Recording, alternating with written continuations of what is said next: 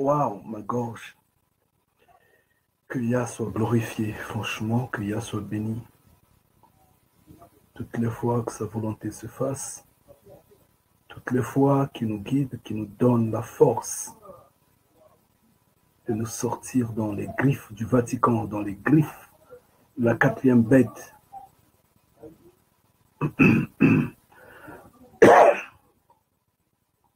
Dans les griffes de ces religions d'hommes, que Yah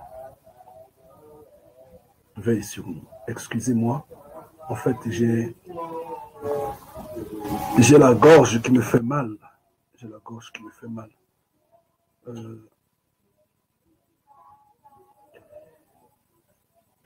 Oh. Salut mon frère David.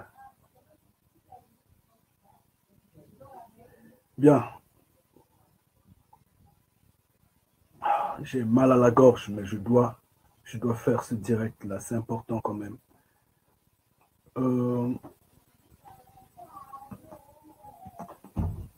Je salue les bénis de Yah, chacun en particulier de par le monde. Comme vous le savez bien, je ne suis pas chez moi en Angleterre. Là, je suis en France. Et je suis en train de... Excusez. Je suis en train de manquer, en fait, de vous manquer dans le sens que je ne vous ai pas donné le rapport de la rencontre des bénis de Yah. Ça va prendre un peu du temps. Donnez-moi vraiment le temps parce qu'il y a eu beaucoup à faire. Il y a eu beaucoup à faire, on a beaucoup discuté. Voyez-vous, nous avions passé des nuits sans dormir en train seulement de discuter, de voir chaque point. Et c'est important. Donc, c'est tout un volume que je dois trier et en tirer une conclusion et je vous en ferai le rapport. Donc, soyez bénis chacun en particulier toutes les fois que Yah veille sur vous, que Yah fasse de telle sorte que nous puissions nous en sortir face aux griffes de la quatrième bête, parce que cette matrice nous emporte à tel point que nous perdons exactement qui nous sommes. Sois béni et salue ma sœur Karina. Je sais bien que nous nous sommes rencontrés une fois sur cette chaîne, en fait, j'allais dire. Sois béni vraiment. J'ai mal un peu à la gorge, mais je suis porté de faire ce direct. Je suis très mal placé à l'instant T pour prendre des volumes, des questions telles au sujet pour bien affranchir notre Afrique, mais je suis obligé à l'instant T parce qu'en fait, il a dit « Mon peuple meurt par manque de connaissances ». Si nous voulons que nous soyons affranchis, si nous voulons que nous soyons libres, pour ne pas dire être indépendants, nous devons apprendre à nous en passer de ce qui est des nations, de ce qui est de l'Occident. Si nous brisons par nous-mêmes d'abord les mœurs, les habitudes, la soupe que le Vatican nous présente, que l'Occident nous présente, que les nations nous présentent, nous serions déjà libres et nos pays seront affranchis. Nos peuples seront affranchis. Mais tant que nous allons dormir avec les nations, bien que nous vivons dans les nations, nous ne serons jamais libres. J'espère bien que vous avez passé la Noël. Vous l'avez fêté. Moi, je ne fête jamais Noël. Nous, les bénis de Yah, nous ne fêtons jamais Noël. Mais, sauf que, c'est tout ça qui montre le manque de connaissance de ce peuple-là. C'est pourquoi aujourd'hui, j'ai juste pris le titre disant « Est-il obligatoire de lire la Bible ?» Nous allons développer là-dessus. Nous verrons si c'est vraiment important de lire la Bible ou si ce n'est pas important.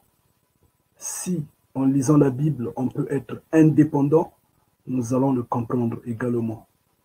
Pour le moment, je veux porter en fait un rire, comme serait des moqueries, comme de l'ironie du sort, sur cette fête que nous appelons diabolique. Nous voyons par exemple ici, je vais vous montrer cette petite vidéo-là, je ne sais pas comment vous allez voir, le Père Noël qui se bat en fait. Attendez. Ça s'est passé à Paris en fait. C'est que... Qu'est-ce qui s'est passé? Non, c'est pas petit, attendez. Je crois que c'est comme ça. Comment ça sera comme ça, non? Non, c'est pas clair. Oh non. C'est bien clair.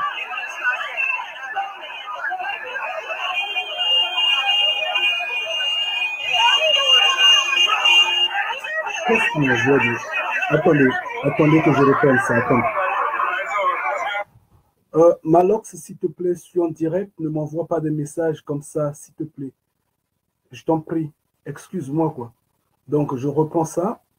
Je reprends la vidéo là. Qui n'est que de l'ironie du sort. Vraiment, je ne vois même pas comment je vais faire cet écran-là.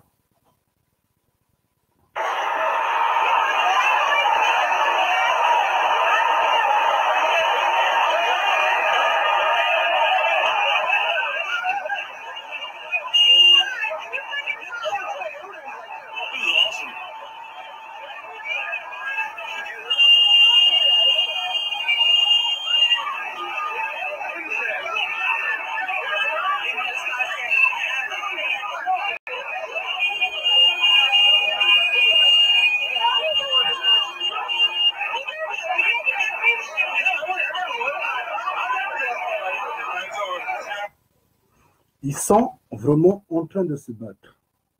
Le Père Noël, ça s'est passé à Paris. Mais si c'était nous, ça allait circuler partout, hein, dans les réseaux sociaux, comme ça, quoi. Ça allait passer de moquerie en moquerie. Mais eux, ils se sont tus, c'est pas passé à la télé. Mais on peut se poser la question de savoir pourquoi et comment les Pères Noël peuvent se battre. C'est entre eux. Ça, c'est de l'ironie du sort. On avance un tout petit peu. On voit cet enfant africain perdu malheureusement. Je sais qu'il y en a beaucoup comme ça. En 2014, non 2015, quand j'étais au Congo, j'ai bien vu ce scénario-là. Qu'est-ce qui m'envoie un message? Je dis aloud.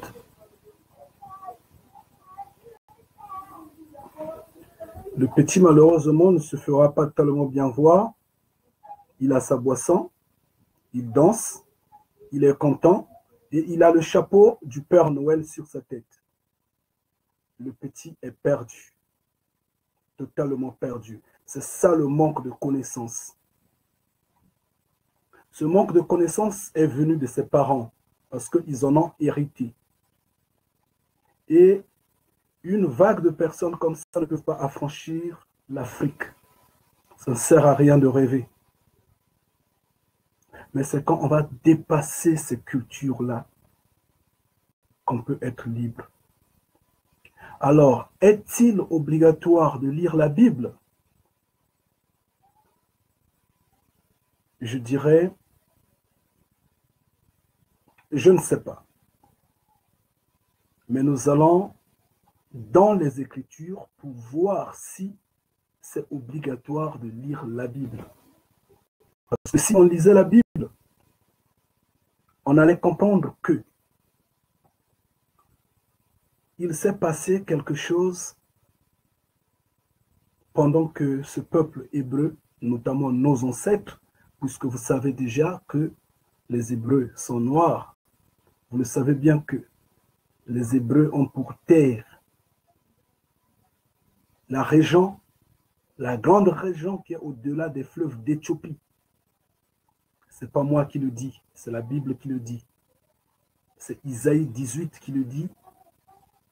C'est Sophonie 10, pardon, Sophonie 3, verset 10, en fait, verset 9 à 10, si vous voulez, vous allez jusqu'à 11, qui le dit, qui explique que la terre des Hébreux, la terre du peuple hébreu est au-delà des fleuves d'Éthiopie. Donc, du coup, les Hébreux sont noirs. Avant d'aller sur les analyses d'autres sujets, d'autres chapitres, notamment Deutéronome 28, les lamentations de Jérémie et beaucoup d'autres. Mais on se limite seulement sur ça. Donc, on ne va plus revenir là-dessus. Donc, pendant que Yah était en train de déplacer nos ancêtres, il est arrivé que Moïse monte sur la montagne avec Yah, pendant qu'il travaillait, pendant qu'il recevait les prescriptions, ordonnances et autres. D'en bas de la montagne, Aaron s'était associé à la foule et ils se sont dit, demain nous aurions la fête. Demain nous allons fêter. Nous allons fêter pour Yah. Nous allons fêter pour le Créateur. Nous allons fêter parce que nous sommes dans la joie. Et ils se sont organisés, ils ont fait, je ne sais pas, le veau d'or ou je ne sais quoi et quoi. Ils ont organisé une fête à la camp qui s'est soldée par des sacrifices, de l'impudicité et autres. Et finalement, Moïse était descendu de la montagne précipitamment parce que Yah lui a dit, va, ce peuple-là s'est égaré. Il arrive, c'est la déception totale et nous connaissons la suite. Ça s'explique dans Exode 32, versets 5 à 7. Ça décrit le simplement possible l'organisation de ces fêtes diaboliques dont, malheureusement, nous nous lançons sans pour autant peser les conséquences. Nous nous lançons dans ces fêtes-là pour nous égarer nous-mêmes et de telle sorte que nous ne soyons pas indépendants. Et si c'en est ainsi, en vérité, nous ne serons jamais, jamais indépendants. Mais c'est en ayant un esprit fort qu'on doit être indépendant. Comme me disait mon frère, il dit, mais tu ne vois pas que ce peuple-là reste un peu trop bête, non? Il crie que ces hommes-là, ces dictateurs-là puissent quitter leur poste, mais dans les fêtes, les chansons qui dansent, le nom de ces dictateurs-là, leurs fils et autres sont toujours lancés comme on a toujours dit les Mabanga. Ils sont toujours glorifiés dans les chansons, on les chante. Mais dans les fêtes, le même peuple qui crie à bas à X, Y, Z, qui est autoritaire, dictateur et autres, mais dans les fêtes, on les danse. Justement, s'ils perdurent, c'est parce que vous les bénissez. À force de prononcer leur nom, vous écoutez ces chansons dans vos voitures. Quand vous dansez dans vos fêtes, dans vos, je ne sais pas quoi, dans vos matangas et autres, vous avez leur nom sur vos lèvres en forme d'honneur, de gloire. Ils ne pourront jamais quitter parce que vous les bénissez. Donc, du coup, qu'est-ce qu'il faut faire? Soit c'est zapper cette musique-là et zapper ces hommes-là, vous aurez donc la colère, la rage et la détermination de les dénigrer et d'aller jusqu'au bout avec eux. Mais tant que vous allez chanter le Fils de l'homme providentiel, l'homme, ils seront toujours là parce que vous les bénissez. Justement, je ne veux pas dire qu'on doit maudire nos ennemis. Non, la Bible nous dit de bénir, de prier pour nos ennemis. Mais prier pour nos ennemis ne signifie pas les encenser. Parce que si vous les encensez, vous les donnez plus de pouvoir sur vous. Alors, à ce moment-là, vos prières n'auront pas d'effet. Parce qu'ils deviennent vos idoles. Vous vous séparez de votre Créateur pour les remplacer à votre place. Et on le voit. Nuit et jour, on écoute cette musique-là, qui chante Fali Poupa, qui chante Koffi Olomide, qui chante, je ne sais pas, Jibem Piana, Werason et quoi, qui l'on prononce Général X, Colonel X, Président So, je ne sais pas qui est qui, Maman qui est qui, et finalement, on les encense. Et en les encensant, ils restent. Je ne veux pas, à l'instant T, je n'ai pas ma langue pour ces conneries à l'instant T. J'en passe. Et voilà ce qui s'est passé. Nous sommes dans Jérémie 10. Dans Jérémie 10, du verset 2 à 5, qu'est-ce qu'on remarque?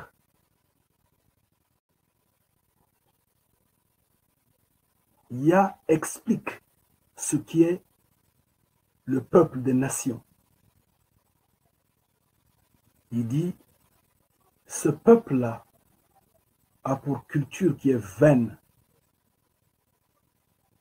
a pour culture qui vous borne, qui les entraîne dans les garements. En fait, il coupe le bois qu'il fixe avec des clous, avec des pointes, le bois qu'ils habillent avec l'argent ou l'or, je ne sais pas quoi, et ils se mettent à se prosterner dessus, comme serait de l'idole, comme serait quoi. En fait, quand ce bois-là, vous le prenez, vous l'analysez, je vous donne le verset biblique, je dis Jérémie 10, 2 à 5. Donc, Jérémie 10, versets 2 à 5. Vous lisez, revérifiez si ce que je suis en train de dire est juste. Quand vous prenez le bois là, vous le voyez là, le bois vous donne la forme de la pyramide. N'est-ce pas? Ça vous donne la forme de la pyramide. N'est-ce pas que le bois de Noël est également équipé des choses, je ne sais pas quoi, des boules. Pour le décorer là, on met des boules d'argent, d'or, je ne sais quoi, de cuivre et autres, tout. Et si l'on lisait la Bible, on allait comprendre cela. Si vos prêtres, vos pasteurs lisaient en vérité, s'ils étaient véridiques, ils allaient vous dire que non, mais on indexe quelque part. Yah a déjà parlé de ça. Il a dit stopper de le faire. On allait stopper cette culture à la con là. Mais malheureusement, on est toujours ancré dans cette culture-là et on est borné. Alors qu'il a dit, sortez du milieu de mes enfants. La Noël est passée, on a bien mangé, on a bien dansé, on a bien crié, je ne sais pas quoi. Comment est-ce qu'on crie là-dessus à propos de cette fête diabolique-là? Mais s'en vient la bonne année. La bonne année, bientôt le 31 décembre, 1er janvier, alors que nous nous souvenons qu'il y a quelque chose qu'on appelle dans les nations la fête de la Sainte-Sylvestre, quelque chose de ce genre, si je ne me trompe pas. Ce sont les nations. Alors Yakri dit, sortez du milieu d'eux, mes enfants. Sortez du milieu de la matrice, mes enfants. Sortez du milieu de la quatrième bête. Sortez de ces griffes. Il dit, ne copiez pas les nations. Qu'est-ce qui a établi ce calendrier-là? Ce ne sont pas des nations. Les nations ont établi ce calendrier. Les nations ont trouvé que le dernier jour de l'année allait être le 31 décembre. Alors que Yahshua dit ceci. Les scribes et les pharisiens se sont assis dans la peau de Moïse, dans la maison de Moïse. Faites ce qu'ils vous demandent de faire, mais ne faites pas comme eux. Faites ce qu'ils demandent de faire. Pourquoi il dit faites ce qu'ils vous demandent de faire? Parce que les scribes ont le pouvoir. Les scribes ont la chicotte. Les scribes vous ont mis la chaîne au cou, vous ont emprisonné. Donc, il vous donne un fardeau, il vous dit, va déposer ça à 20 km. Tu dois marcher à 20 km pour déposer ce fardeau-là. Mais ne fais pas comme le scribe, parce que le scribe mange le porc. Toi, tu ne mangeras pas le porc. Ne fais pas comme le scribe, parce que le scribe danse nu dans la rue. Toi, tu ne danseras pas nu dans la rue. Tu as une dignité. Tu as un créateur qui t'interdit de t'exposer vainement ainsi. Le scribe est dans l'homosexualité. Le scribe est dans la prostitution. Il est dans la pornographie. Toi, tu ne le feras pas. Le scribe tue. Mais Yah a dit, tu ne tueras pas. Le scribe vole. Yah a dit, tu ne voleras pas. Nous voyons bien combien ces pharisiens, ces scribes, ces hommes en robe, en cravate sont en train de piller le continent africain. Sont en train de violer, de voler nos matières premières. Et il a dit, sortez du milieu d'eux, mes enfants. Il dit, ne copiez pas les hommes des nations. Mais nous sommes en train de copier les hommes des nations. Donc la Noël est passée. Bientôt, on va danser pour la bonne année. Donc, dès le 31, c'est le show. Nous sommes dans les nations. Et tant qu'on est dans les nations, on ne sera pas libre. On doit briser les chaînes. On doit briser les chaînes. Tant qu'on ne brise pas ces chaînes-là, on ne sera pas indépendant. On pourra beau faire le bruit, mais ce ne sera que du bruit pour rien. On va faire les marches en Occident. C'est sous le froid et c'est des marches à la camp qui ne vont rien donner. Parce qu'on aura toujours les chaînes de ce système-là. Mais c'est quand ces hommes-là vont remarquer que les fils noirs, les fils africains, les fils hébreux ne font plus des achats pour Noël.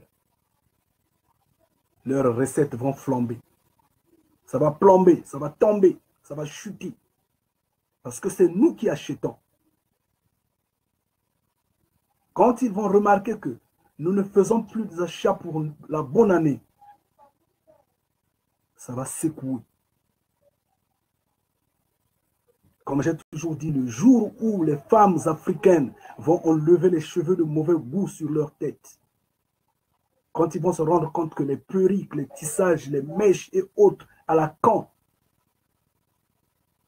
ça nous retarde quand ils vont les jeter.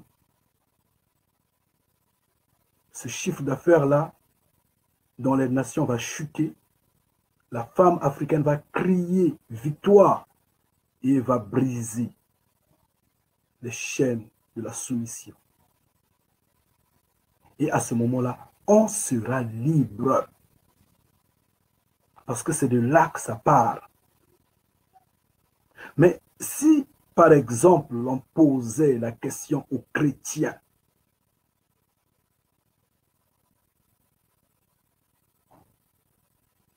je pensais que c'était des crétins. Si on posait la question à ces religieux-là, à ces hommes en cravate, à ces hommes en robe, on leur dit, ce soi-disant Jésus qui est né le 25 décembre, qu'on nous donne le passage biblique qui nous affirme, qu'on nous donne le verset biblique qui nous affirme qu'il était né le 25 décembre. Si on peut nous donner ce verset-là. On va lire la Bible de la Genèse à l'Apocalypse. Il n'y a pas ce verset-là. Il n'y en a pas. Si on leur demande de nous trouver le mot Noël dans la Bible, on va parcourir de la Genèse à l'Apocalypse. Ce mot-là n'existe pas. Mais pourquoi vous, Noirs, vous vous jetez dans les cultures des hommes de nation? Pourquoi vous allez vous embourber à les encourager dans leur chute, dans leur perdition? Je vous en prie, excusez-moi. Pourquoi vous allez vous embrouiller dans leur perdition?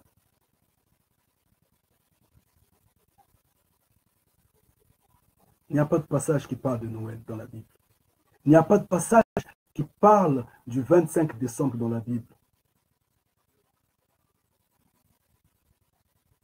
Si l'on leur demande combien de fois ce Jésus-Christ-là a-t-il dit, venez, on va fêter l'anniversaire, mes chers, je ne sais pas, apôtres, ou je ne sais pas, tout ce monde-là qui le suivait sur les collines et autres. Venez, on va fêter l'anniversaire de notre ami parmi nous parce que c'est aujourd'hui qu'il était né. Il n'y a pas un verset pareil, il n'y en a pas.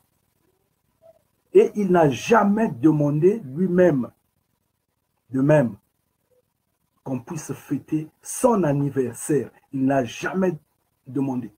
C'est écrit nulle part dans la Bible.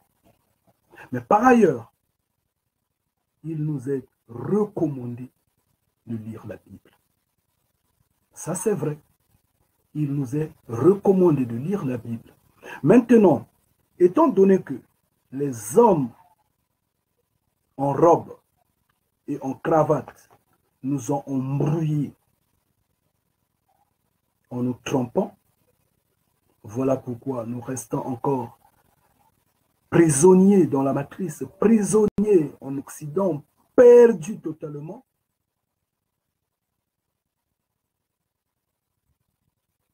Mais nous devons au moins, maintenant que nous comprenons, arrêter ces habitudes-là. On les a longtemps fait. Mais toutes les fois que vous dites à l'enfant que le Père Noël a fait ça, le Père Noël a donné ceci, mais vous apprenez déjà à l'enfant de mentir. Puisque vous savez que le Père Noël n'existe pas réellement. On les a vus à peine là, les Pères Noël, ils étaient en train de se battre. C'est des impudiques. C'est de cette manière qu'on pille l'Afrique. Parce qu'en berçant le mensonge, on détruit. Commencez par briser ça. Et éviter d'aller droit pour la bonne année. Ça ne va rien changer dans votre vie. On entend ça, ça et là. On va faire une veille de prière pour arrêter ça. Parce que cette année dont vous en avez l'illusion, il y a dans les cieux, ce n'est pas l'année que le Créateur vivant connaît. Ça, c'est l'année de Babylone. Babylone a établi selon sa gourmandise, selon son esprit de vol, son mensonge. Mais ce n'est pas de Yah. Et Nous allons peut-être lire un peu, puisqu'il faut lire la Bible. On nous a dit de lire la Bible. Donc, je dirais à la question, est-il obligatoire de lire la Bible? Je dirais oui, il faudra lire la Bible. Parce que Simon Kimbangu disait ceci. Lisez ce livre-là. Lisez la Bible. Lisez-la sans cesse pour que vous compreniez à quel point, à quelle dimension, à quelle profondeur les Occidentaux nous trompent. Et c'est en lisant ce livre-là que vous allez briser les chaînes de l'esclavagisme. Les chaînes qui nous gardent captifs sous les bottes des dictateurs, sous les bottes de l'Occident. On doit briser ces chaînes-là. Et Simon Kimbangu insistait. Il dit, le voleur, on l'arrête avec son objet volé. Et nous, bénis de Yah, nous avons arrêté. Nous avions déjà arrêté le voleur depuis déjà 9 ans déjà. Et nous sommes en train de crier dans les oreilles du voleur. Nous disons, mais quand tu vas reconnaître que toi tu es un voleur, mais comme ils sont têtus, ils tiennent encore. On leur a envoyé des courriers entre-temps, plus d'une centaine de courriers qu'ils ont reçus dans leurs institutions. Que ce soit l'ONU, que ce soit l'Union européenne, que ce soit l'UNICEF, que ce soit, je ne sais comment on appelle ces organisations-là, un peu partout au Vatican, à l'association des églises du monde qui est basée à Genève, un peu partout. Même à l'Union africaine, on avait envoyé ces courriers-là. Vous devrez lâcher. Nous connaissons que vous êtes des voleurs, vous êtes des trompeurs. Nous connaissons la vérité. Que le peuple hébreu est noir. Que le peuple hébreu est venu de l'Afrique centrale. Nous connaissons cette vérité maintenant. C'est écrit dans la Bible. Isaïe 18, il faudra lire. Tant qu'on va seulement écouter les pasteurs là, ils ne vont rien dire. Tant qu'on va seulement suivre ces hommes en robe là, ils ne vont rien dire. Et on va seulement rester aveugle. Chaque année, on va faire ces fêtes-là pour ne dormir que dormir. Un dictateur va quitter, on va remplacer un autre dictateur. Un dictateur va quitter, on va encore remplacer un autre dictateur. Mais on n'est pas libre. Mais nous voulons un balai pour la liberté. Quand on est libre, on est vraiment libre. Et on n'a pas d'influence de qui que ce soit. Nous n'allons peut-être pas tout lire, mais nous allons lire un peu. Et c'est normal qu'on puisse lire. Quand nous prenons le livre de Josué, en fait, on dit Josué, comme c'est dans l'ancien temps, il n'y avait pas normalement de J, de la lettre J. En ce temps-là, nous disons Yoshua, Yoshua. Nous remplaçons le J par Y. Parce que nous, c'est la révolution. Nous allons ramener le Congo avec K. Ce n'est pas C. Le C là signifie corruption, colonisation, connerie. C'est un peu trop primaire. Le K qui exprime la puissance, qui exprime l'originalité. Donc, quand nous prenons le livre de Josué, du verset 1 à 8, on nous dit que ce livre de la loi, ce livre de sagesse, n'a pas pour obligation d'être loin de ta bouche. Tu dois lire ce livre-là tous les jours. Toi, homme hébreu, tu dois lire ce livre-là tous les jours. Et c'est en lisant ce livre-là que tu vas prospérer dans tes entreprises et tu vas réussir. Ce n'est pas moi qui le dis, c'est dans la Bible. Lisez la Bible. C'est pourquoi Yeshua a insisté sur la connaissance. D'où Jérémie dit, c'est en vain que ces hommes-là sont bourbes, sont merdes à utiliser la plume. Ils sont en train de falsifier pour rien. Parce que la vérité reste la vérité. Elle est là et elle sera connue. Psaume 1, versets 1 à 3. On dit, heureux celui qui ne marche pas selon le conseil des méchants et qui a pour la loi, le livre de la loi, les prescriptions de Yah, son arme de combat. Vous devrez lire ce livre-là. C'est votre livre. Quand vous allez le lire, vous allez comprendre que c'est un objet, un outil, une arme du peuple noir. Parce que quand vous lisez la Bible, de la Genèse à l'Apocalypse, il n'y a que deux bases qui se font voir à l'intérieur. Il y a l'Afrique et il y a l'homme noir. C'est tout. Que personne ne vous trompe, hormis la mascarade que l'Occident a mis à l'intérieur, que le Vatican a mis à l'intérieur. La vérité reste la vérité, elle est connue. Alors que le Vatican commence déjà à arracher le chapitre 18 d'Isaïe. Franchement, quoi. Qu'il arrache, qu'il en brûle. Mais s'il en brûle, le Deutéronome 28, il va brûler aussi. Et les lamentations de Jérémie.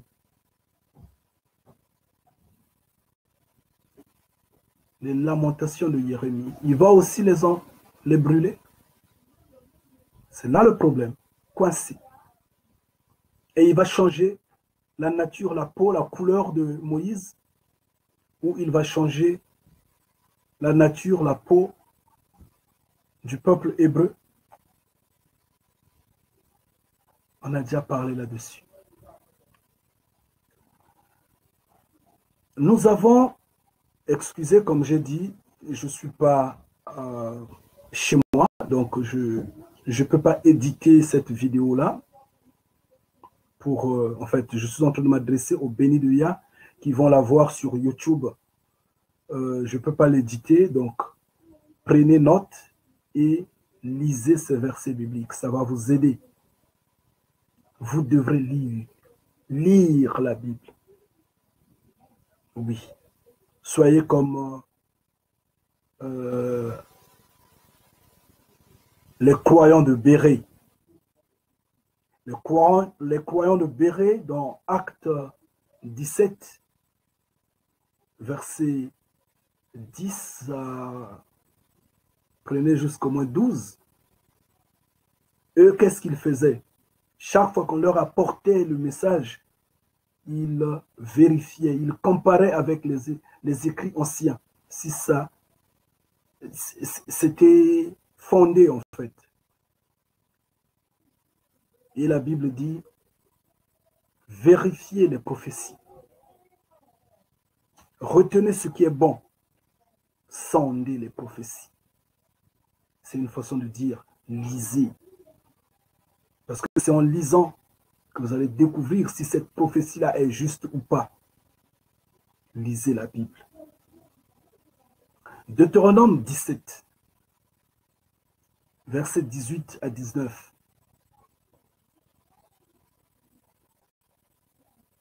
Excusez-vous, je vous en prie.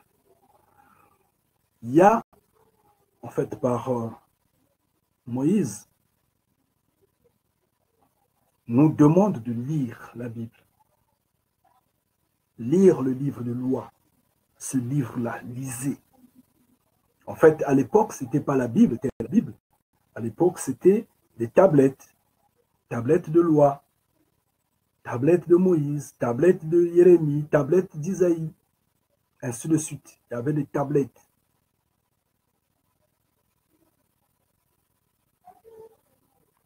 Mais les Occidentaux, comme nous savons, dans l'usurpation totale, en ont fait un livre. C'est aussi bien, ça nous a seulement aidé. Maintenant, ça nous aide à retourner l'arme contre eux dans ce sens-là. Parce que ici, c'est la foi. Ici, c'est le salut. Ici, c'est la vérité. Ici, il n'y a pas d'usurpation. Ici, on appelle péché par péché. Ici, on n'est pas influencé.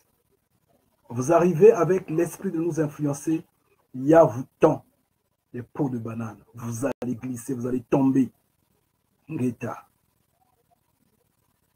Ici, nous parlons, un, du salut qui est individuel.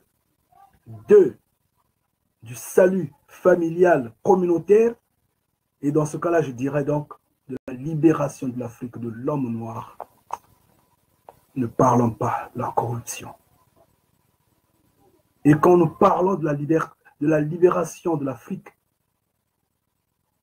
ne nous limitons pas au combat des combattants sous la neige dans les rues des villes occidentales qui finalement n'aboutissent à rien jusqu'alors.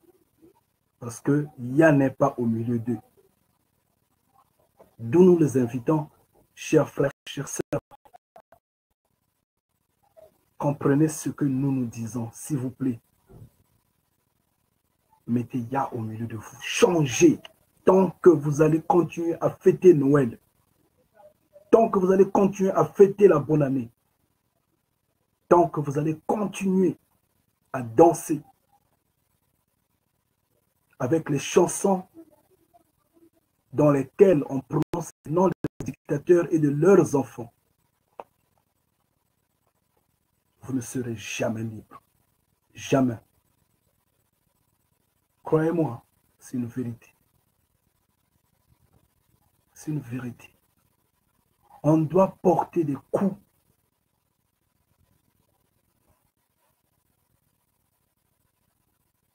aux nations pour qu'on soit libre.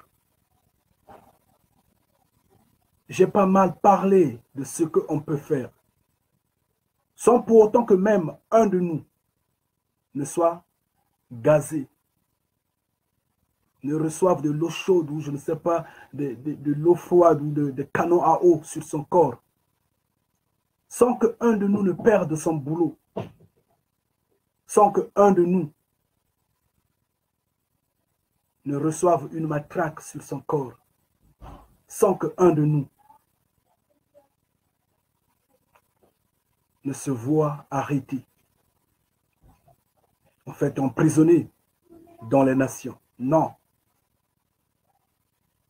Tous libres.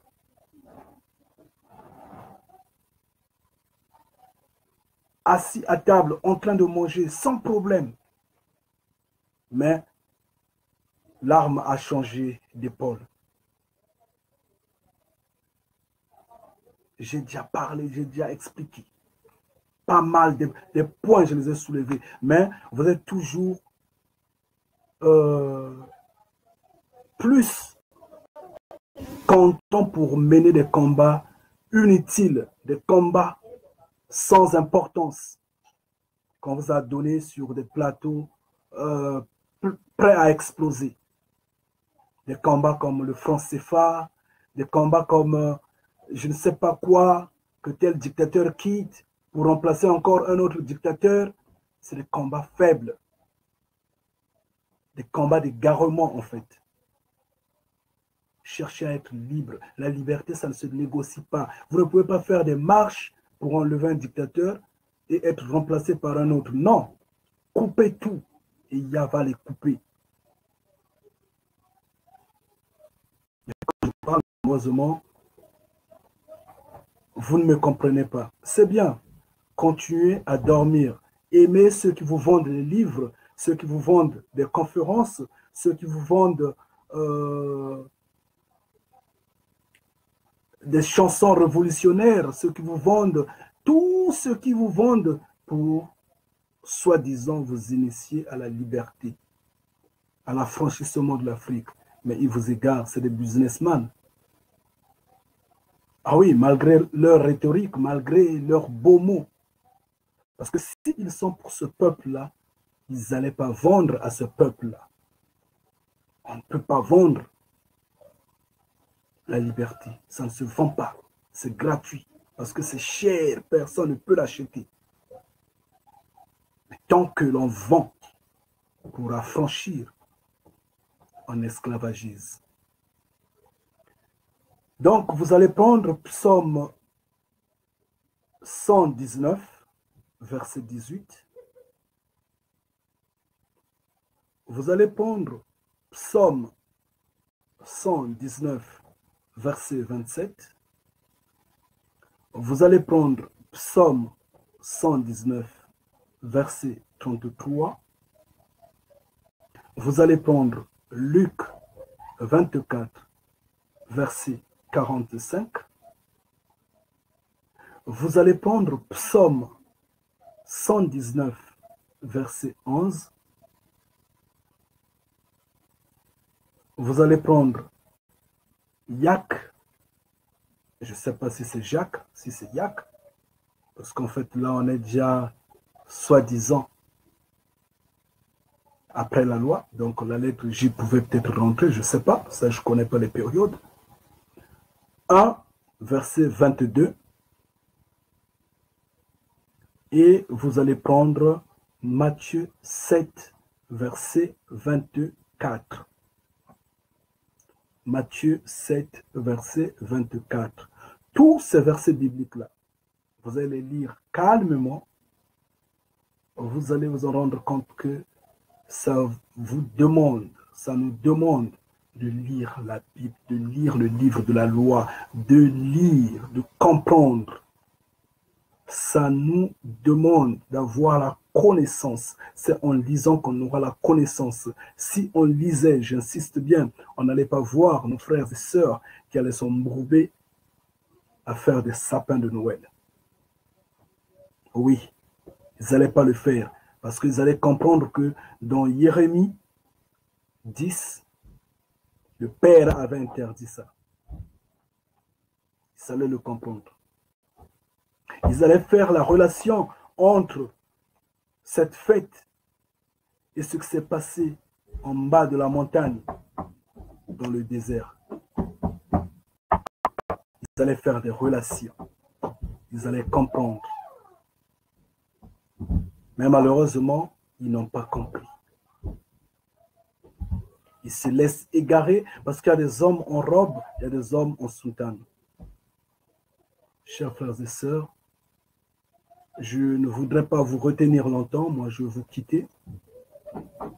Surtout que j'ai mal à la gorge. Vous voyez bien, je suis dans la maison, il y a du chauffage, mais j'ai encore serré la gorge. C'est pour autant dire que je ne me sens pas bien. Je ne vais pas vous retenir longtemps. Nous allons continuer. Mais sachez-le qu'avant tout, le combat est spirituel. Et le combat spirituel, c'est vous et nous, c'est vous et moi qui allons le mener. Nous le menons aussi fermement pour briser ces chaînes-là, notamment en changeant les mentalités, en abandonnant les habitudes des nations. Et quand nos frères et sœurs qui ont été faits pour se battre vont se lever, c'est pour être libres. Ngeta. Oui, c'est cela, ça c'est la vérité. Maintenant, si on ne peut pas le faire, attendons qu'il y a, par son armée, mettre fin à cette histoire-là, notamment cette vie, parce que le feu va descendre. Soyez bénis, je vous laisse. Ngeta. Alors, je vous salue tous, chacun en particulier. Je sais comment je commençais à vous appeler un par un. Je sais bien que je vois le frère Boris. Je vois le frère lui, oh vieux lui. Je vois le frère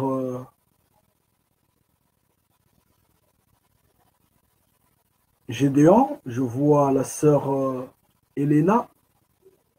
Il y a la sœur qui était là depuis la première minute que j'ai commencé.